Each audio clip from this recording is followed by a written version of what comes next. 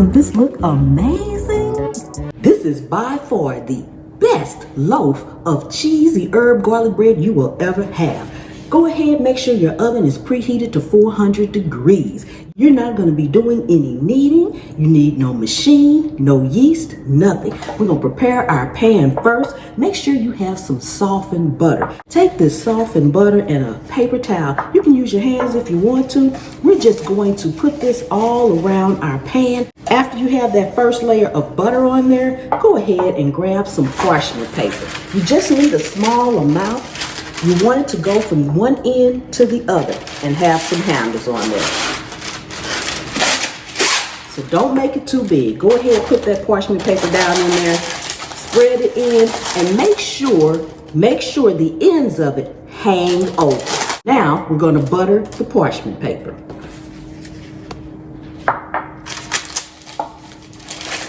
I like to use the block cheese because the already pre-shredded cheese has a non-clunking agent in it that I'm not particular about. Now in this recipe, you can use regular shredded cheese. So if you want to shred your block, you can do that. But what I find is when you use the strips or you cut slices like this and you insert these slices in there, you get these pockets of nice little pieces of cheese all through. After we get all of our slices cut up, we're going to go ahead and cut these slices in half. Now grab you a small bowl and we're going to combine our herbs. In here I have about a tablespoon of thyme, oregano, and parsley. Go ahead and put that in. You want to add a couple of tablespoons. Now I'm using my favorite macadamia nut oil. Oh my goodness. And as usual, link will be down in the description. But you can use olive oil as well. You just want a couple of tablespoons of your oil and combine that really well with your herbs. Now you can use fresh herbs if you want. In this particular recipe, I prefer to use dried herbs. We're adding 2½ cups of all-purpose flour, 3 tablespoons of baking powder, ½ teaspoon of baking soda, and a teaspoon of salt.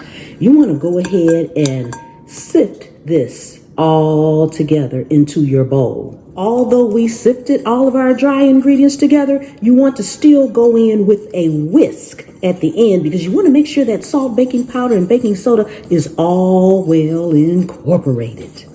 Now it's time for us to incorporate our wet ingredients together. I'm going to go in with some garlic paste, just maybe about a teaspoonful. You can use chopped garlic, but again, I don't care to bite down in the garlic. Then we have a couple of eggs here. You want to whisk those together just a little bit before we put them into our buttermilk. And this is about a 1.5 cups of buttermilk. Whisk all this together and make sure it is well incorporated. Now we're going to pour our wet ingredients into our dry ingredients. And when it comes to the garlic, you can use just as much or as little as you like.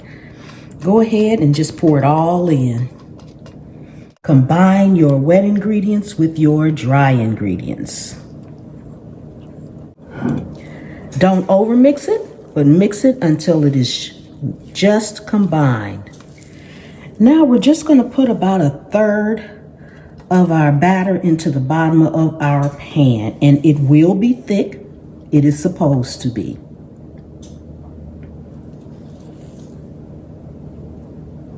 Spread that out some.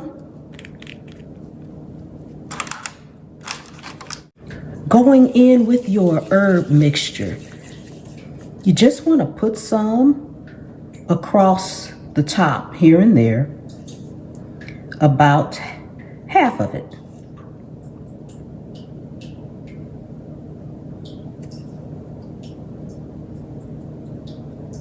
Now grab a knife, a skewer, or something, and we want to swirl this. You want to go up and down so it can go down and up, but don't combine it so that your whole loaf will be green with the herbs, or the herbs will just be throughout it. You want it to be swirled in there. Almost as if you were baking a marble cake. Next, we're going in with our cheese. Now your cheese, you just want to push down in there using your fingers. Leave some sticking up and some all the way down in there, just here and there, wherever you want. You will need to wash your hands after this. Make sure some of it is sticking up and some of it is all the way down in there. Now go in with the rest of your batter right on top of this. And we're going to repeat with the herbs and cheese.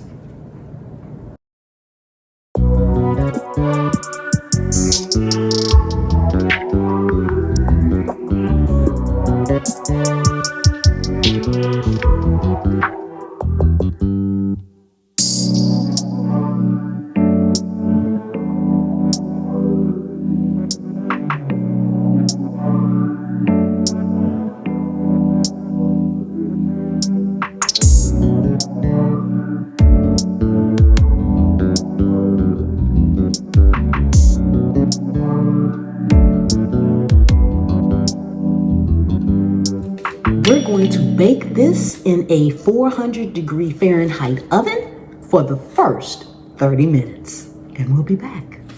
Okay, we are at the halfway mark, which is about 30 minutes in. You want to go in and cover this up with foil.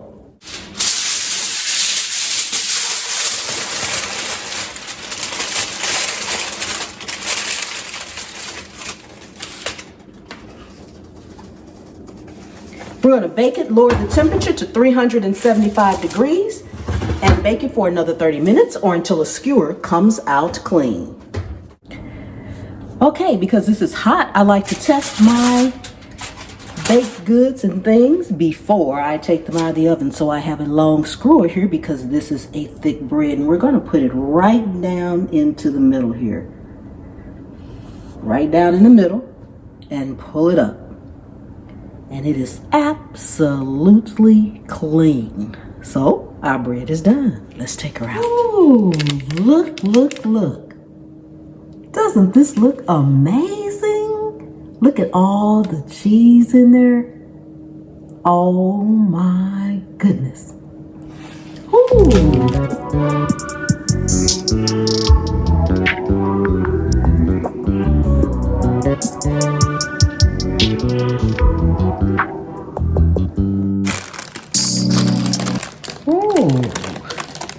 Oh my goodness. Delicious, delicious, delicious. Oh, it smells amazing. Oh, I want you all to see the bottom. Look at that. Look at that beautiful bottom of that bread. Oh my goodness. Oh, let's slice into it. Yes. Oh my goodness. Oh my goodness. Oh, delicious, delicious, delicious.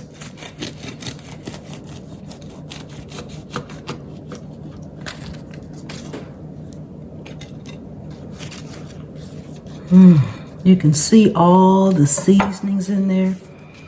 Look at how beautiful that looks. Look at that, guys. See the cheese that's through there and the herbs and spices. Ooh, now it's time for our taste test. Ah, cut me off another little slice. Look at that, look at that, look at that, how delicious that is. Oh my goodness. Before we do our taste test, if you are new to the channel, welcome, welcome, welcome. Take a second and subscribe to the channel and turn the notification bell to all. Thank you to all my returning subscribers and channel members. Ooh, let's give this a taste. The herbs, the cheesiness. You can taste the garlic coming through. This is amazingly delicious. And I will see you all next time. The good Lord willing and the creek don't rise. Bye-bye.